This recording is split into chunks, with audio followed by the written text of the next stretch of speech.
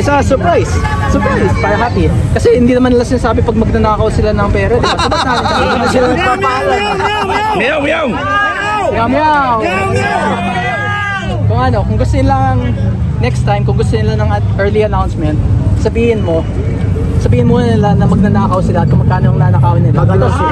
Very good, very good. Kung magkano at kailan sila magnanakaw para may free exchange of information. Oh, yes. Kasi hindi naman namin sasabi ko, hindi naman namin kailangan sabihin kung anong oras kami nagpo-protest. Pero sila, hindi nila sinasabi kung anong oras sila magnanakaw. They're stealing time. They're protesting anytime. Very good logic. Yun. The question here is now, should they continue believing in you?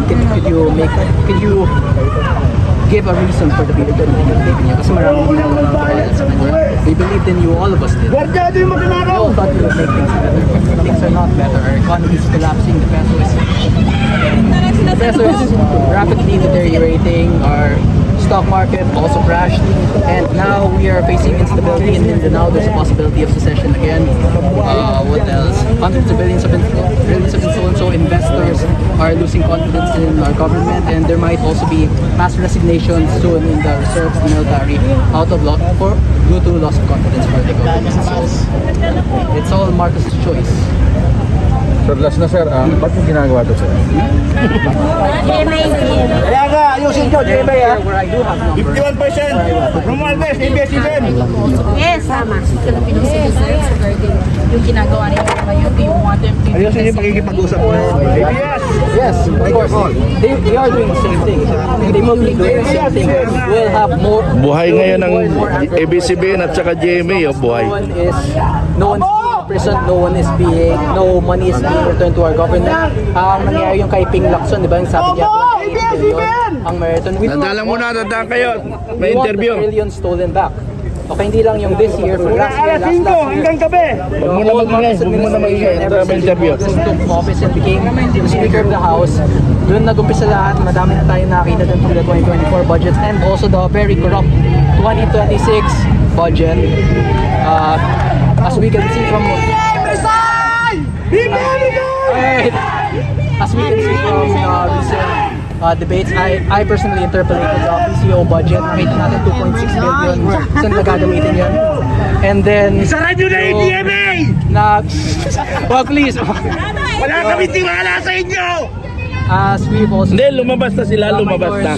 Okay na. Also against the budget plan. There are plenty of congressmen that are starting to become... Yung boss lang naman lang bayad the corruption of the 2026 budget. So yun, pag kinayaan manakawan ulit tayo, then we'll be in the same place next year. And that's what I don't want to happen. That's why gusto ko next year, nandun ako nasa bahay lang, lalaro lang, or nagpapahinga lang, nag-ipag-date sa mga epops. I just want to have a happy life, and I would prefer not to be protesting next year again. So hopefully the administration starts fixing things, because for the past few months we have not seen any improvement. If anything, things got worse. Thank you, sir. Salamat po. Okay. Thank you, sir. Sir, yung sinabi niyo po. Baka gusto nyo interviewin nyo isang mamayang Pilipino. Surprise na kasi ang problema pag sinasabi namin, yung mga police nagre-ready na sila. So ang gagawin namin, mga surprise na bubulagay ng it's a surprise. Surprise, para happy. Kasi hindi naman nila sinasabi pag magnanakaw sila ng pera. Diba? Sabat natin sa hindi sila nagpapahalan. Meow, meow! Meow, meow! Kung gusto nilang next time, kung gusto nila ng early announcement, sabihin mo nila na magnanakaw sila at kung magkano ang nanakawin nila. Very good, very good. Kung magkano at kailan sila magnanakaw para may free exchange of information. Oh, yes. Kasi hindi naman namin sasabi ko, hindi naman namin kailangan sabihin kung anong oras kami nagpo-protest. Pero sila, hindi nila sinasabi kung anong oras sila magnanakaw. They're stealing time. They're protesting anytime. Very good logic. Yun. So, may ABS-CBN, dapat ang side nyo Pilipino ha, kasi kung hindi, delikado ha. Delikado. Pag-side kayo, neutral. ABS-CBN, gaming, neutral ha, mag-neutral kayo. Mag-neutral kayo, gaming. Ha? Hindi ka naman neutral. Gaming, gaming, maging neutral kayo. Okay. Okay na? Meow, may questions pa kayo? Okay, good. Nabago na ako. Okay. Okay. Tandaan ninyo, nakasaad sa konstitusyon, protektahan ng taong bayan, huwag ang mga magnanakaw na politiko! Na, bantay sarado na. Itong Forge Park. Ito po si Kiko Barsaga.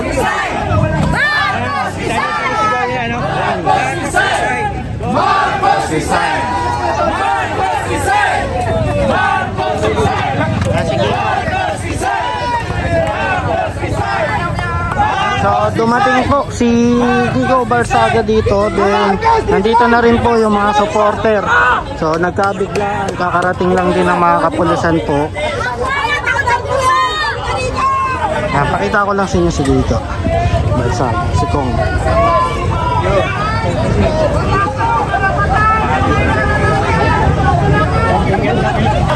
Yan na, si Kiko dumating nga dito sa Forge Park.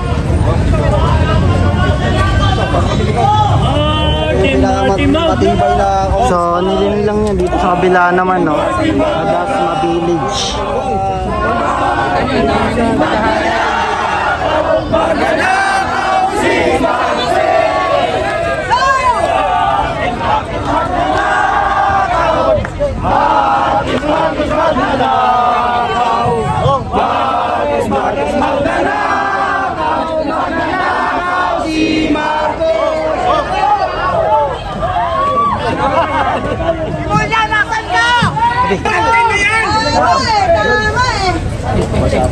May congressman tayo.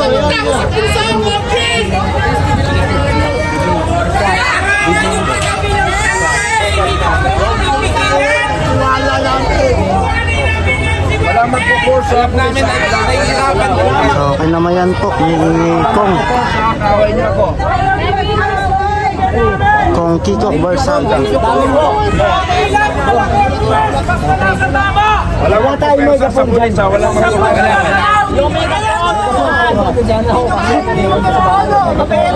Yung megaphone natin, nasaan? Yung megaphone, magsasalita si Kong. Unbiga! Yung megaphone, pinakawag kami! Kayaan mo na sila, hindi namin kayo ipupush. Hindi nila kayo nila, marami. Tahimik muna! Tahimik! Magsasabay-sabay! Tahimik! Pagkiligal lahat! Tahimik! Sa likod, tahimik! Asan na ang korupsyon? Namoy siya dyan sa loob!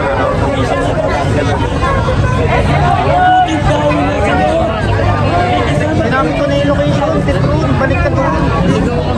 Sabi ko na Tetron. Ano mo kaya, Alvin? Hindi lang kasama ko ako.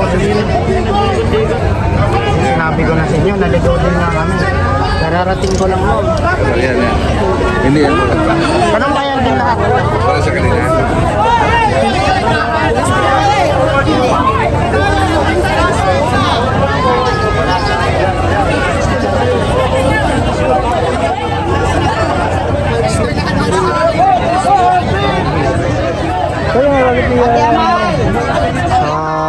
Dasma Village.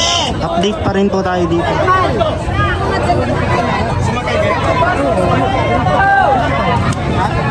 Kakalis lang po ni Kiko Barsaga, pero nandito pa rin po yung mga supporter. Then nagmo-move na po para paalisin po yung mga nagre-ano po ngayon, no?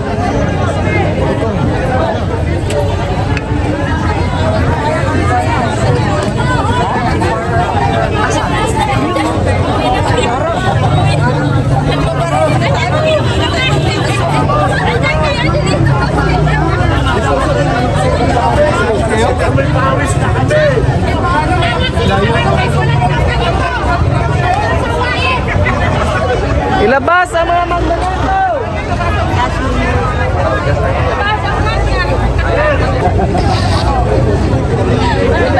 Ayan, so ganap po dito po sa village, Dasma Village.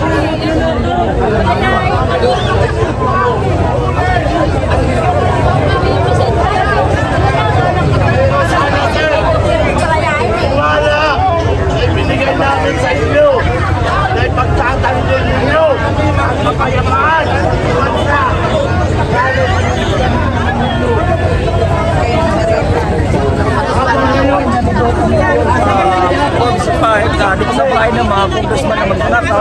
at mukhang kaniait na tapon ng mga kapulisan. Mukhang pinoprotektahan nila itong mga politikong magnanakaw at kurap na nagmumura. Pero hindi na tayo papatinag, hindi tayo susuko. Kapit kamay at lalaban tayo hanggang sa uli. Mabuhay ang Pilipino. BBM resign. Ayan, mga nakasulat dito tayo.